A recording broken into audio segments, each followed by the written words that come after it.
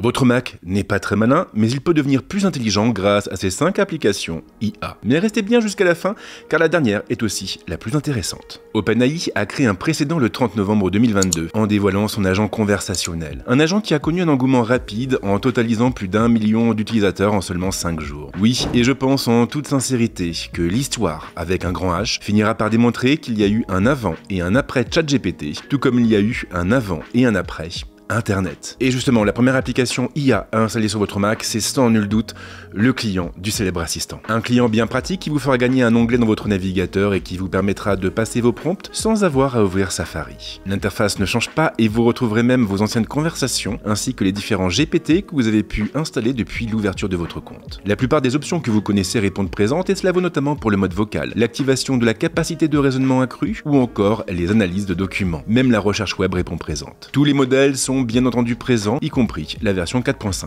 Bref, cette appli est proprement géniale et si vous voulez en savoir un petit peu plus sur la meilleure façon d'utiliser ChatGPT, je vous renvoie vers mon guide. Perso en tout cas, j'utilise ChatGPT tout le temps pour analyser mes contrats, pour trouver l'inspiration ou même pour relire mes scripts et leur donner un côté un peu plus dynamique. Pendant un temps, j'avais aussi testé le chat par Mistral AI, mais j'avoue être revenu sur ChatGPT qui est beaucoup plus pertinent pour mon cadre d'usage. L'IA va littéralement transformer la recherche en ligne. Les moteurs tels que nous les connaissons finiront par disparaître. Et il viendra un jour où nous n'aurons qu'à poser nos questions pour obtenir des réponses, sans toutes ces longues listes de sites ennuyeuses à parcourir. Et justement, si vous voulez prendre un petit peu d'avance, eh bien il y a une application que vous devez impérativement installer sur votre Mac.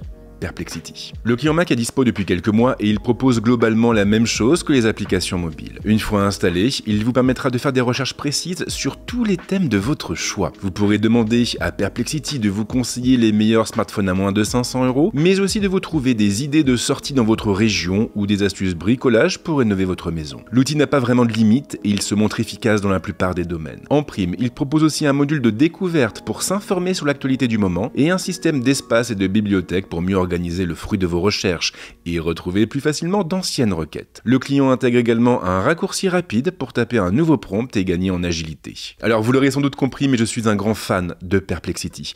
Il me fait gagner un temps fou au quotidien. Et aujourd'hui, je l'utilise pour à peu près 60% de mes recherches. Et ce que j'aime bien avec lui, c'est qu'il me permet aussi de mieux sélectionner mes sources d'informations. Chaque réponse s'accompagne effectivement d'une liste de sites sur lesquels s'est basée l'IA. Cette liste est très pratique, elle permet d'approfondir certains sujets, mais surtout de découvrir parfois de nouvelles sources d'informations. Maintenant, pour l'instant, j'utilise encore Google pour des recherches ponctuelles et un peu plus spécifiques. Mais jusqu'à quand? Il paraît que les paroles s'envolent et que les écrits restent. C'est sans doute ce qui explique pourquoi la transcription vocale est de plus en plus à la mode. Le hasard faisant parfois bien les choses, il s'agit justement du thème de la troisième application, Mac Whisper. Mac Whisper est une découverte récente et il se focalise sur un domaine très précis, la transcription. L'application est assez simple à appréhender, il suffit de commencer par sélectionner une source et lancer l'enregistrement. Ensuite, une transcription vous sera proposée. Il y a cependant quelques subtilités. La source par exemple peut être de différents types. Il sera possible de charger un fichier audio ou d'enregistrer le son capturé par un microphone, mais nous pourrons aussi enregistrer une réunion, le son d'une application, un podcast ou même un fichier situé dans le cloud. Attention cependant car la version gratuite s'en tient au chargement de fichiers et à l'enregistrement par un microphone. Pour débloquer les autres sources, il faudra acheter une licence perpétuelle proposée à 59 €. Une licence qui sera également nécessaire pour générer les résumés des transcriptions avec une petite subtilité cependant. Et les résumés ne sont pas gérés en interne. Ils s'appuient en effet sur des IA externes comme Gemini, Claude, DeepSeek ou encore ChatGPT. Et c'est à vous de les associer à votre compte. En outre, il faut aussi impérativement disposer de crédits sur l'API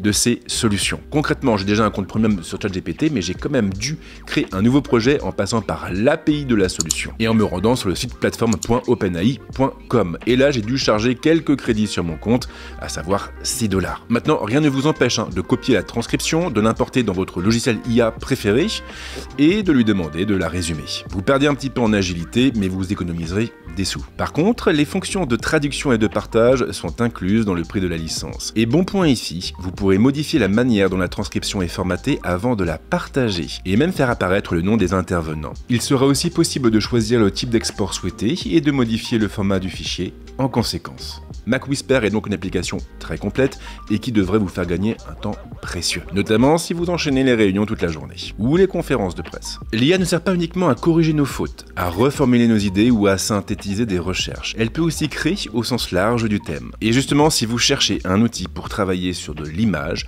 alors Diffusion-Bee devrait beaucoup vous intéresser. Diffusion-Bee se pose plus comme une trousse à outils que comme une application. Il se compose effectivement d'un certain nombre de modules. Text-to-Image, par exemple, vous permettra de générer des photos et des illustrations à partir d'un prompt. Image-to-Image fera la même chose mais à partir d'une image. AI Canva ira encore plus loin. Grâce à ce module, vous pourrez dessiner avec l'IA et modifier en profondeur et en temps réel une image générée en ajoutant ou en retirant des éléments. Une fonction qui rappelle beaucoup ce que propose Microsoft avec Paint sur les copilotes plus PC.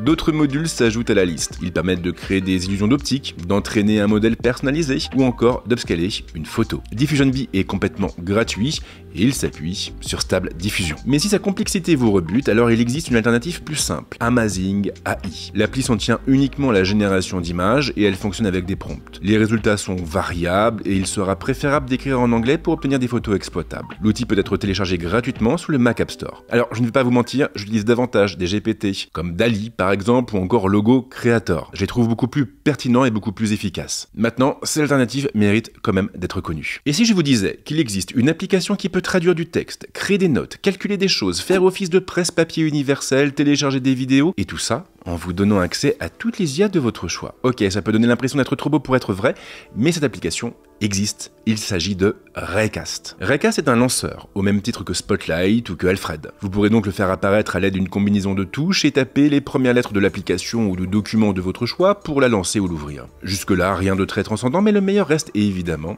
à venir. L'outil s'accompagne d'une boutique d'applications. Vous allez donc pouvoir personnaliser son fonctionnement et lui ajouter des fonctionnalités en installant des modules. Grâce à ce système, il va pouvoir retrouver des messages sur Slack et créer de nouvelles notes dans Notes, afficher des pages de votre Notion, contrôler votre musique sur Apple Music, afficher des informations de Wikipédia, tout ça sans avoir besoin de quitter le lanceur et sans avoir à ouvrir la moindre application ou le moindre site manuellement. Alors c'est juste énorme et toutes ces fonctions sont incluses avec la version gratuite. Et en plus de ça, vous avez aussi une version premium qui est facturée à peu près 10$ par mois et qui donne accès justement à un nouveau panneau, celui des IA. En effet, cet abonnement donne accès à pas mal de fonctions supplémentaires comme les thèmes personnalisés ou encore la synchronisation dans le cloud, mais c'est surtout la fonction IA qui change tout, et plus précisément Raycast AI. Grâce à cet outil, vous pourrez en effet basculer sur l'IA de votre choix en appuyant sur une simple touche, et donc balancer vos prompts, mais aussi lire les réponses, tout ça sans avoir à quitter Raycast. Alors franchement, Raycast est un outil dément, je l'ai découvert sur le tard, grâce à l'un d'entre vous d'ailleurs, et ça me fait gagner un temps fou. Je le trouve bien conçu, je le trouve puissant, je le trouve flexible, et il est suffisamment personnalisable pour pouvoir convenir à une majorité de personnes. Du coup, je vous recommande vraiment de faire l'effort de le tester pendant 1 ou 2 semaines, histoire de voir s'il peut aussi vous correspondre. Voilà pour les applications IA que je peux vous conseiller pour votre Mac. Elles sont assez complémentaires et elles vous permettront de gagner en productivité et en agilité. En tout cas, j'espère que ce sera le cas. Et si vous avez d'autres outils à conseiller, surtout, ne vous privez pas. Les commentaires servent précisément à ça. J'adore découvrir de nouvelles applications. Merci en tout cas de m'avoir suivi jusque-là, et comme d'habitude, si vous voulez soutenir mon travail, c'est pas compliqué,